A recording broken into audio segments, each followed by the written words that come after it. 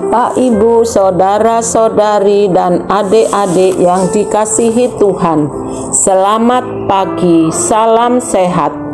Apapun keadaan kita, jangan lupa untuk bahagia dan bersyukur atas kasih setia Tuhan dan hari baru yang Tuhan anugerahkan bagi kita semua untuk kita jalani.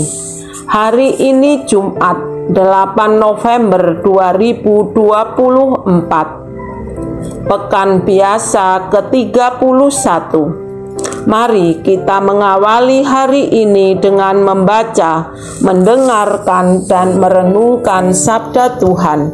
Dalam nama Bapa dan Putra dan Roh Kudus. Amin.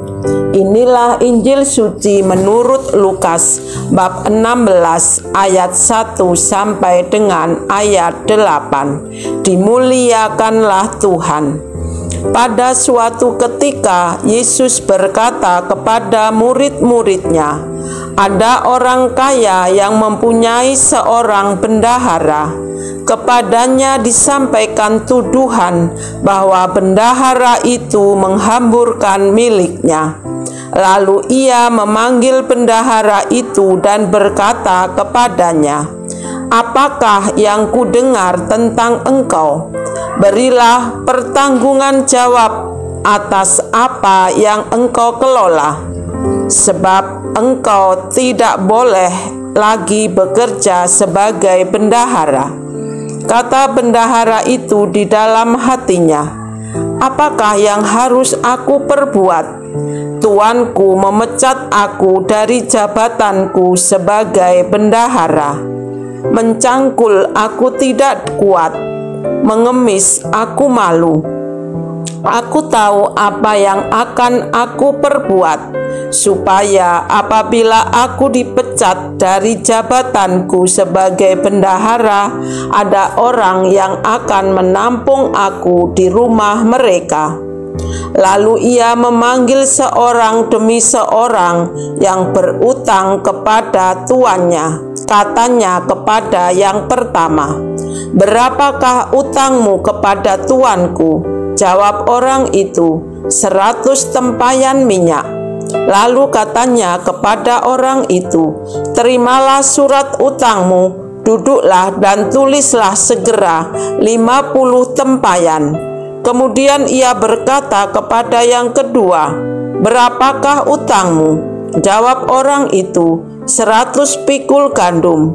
Katanya kepada orang itu, 'Terimalah surat utangmu dan tulislah 80 pikul.' Lalu tuan itu memuji bendahara yang tidak jujur itu, karena ia telah bertindak dengan cerdik. Sebab anak-anak dunia ini lebih cerdik terhadap sesamanya daripada anak-anak terang." Demikianlah sabda Tuhan. Terpujilah Kristus. Bapak, Ibu, saudara-saudari, dan adik-adik yang dikasihi Tuhan, kita sudah sering mendengar bacaan Injil yang baru kita dengar ini.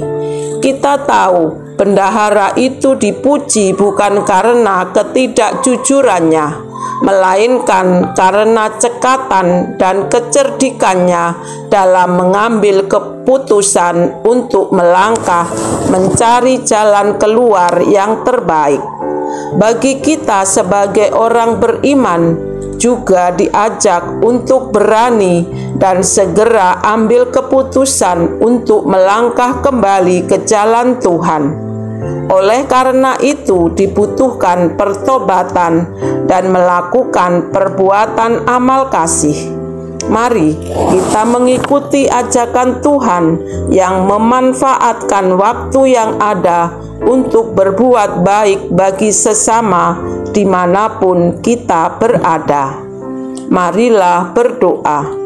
Tuhan Yesus, bukalah hati kami untuk mampu mendengarkan bisikan-Mu yang lembut dan penuh kuasa, sehingga kami berani dengan segera untuk melangkah menuju jalan yang Engkau tunjukkan dan berbuat baik bagi sesama kami kini dan sepanjang masa. Amin. Dalam nama Bapa dan Putra dan Roh Kudus. Amin. Selamat beraktivitas. Tuhan memberkati.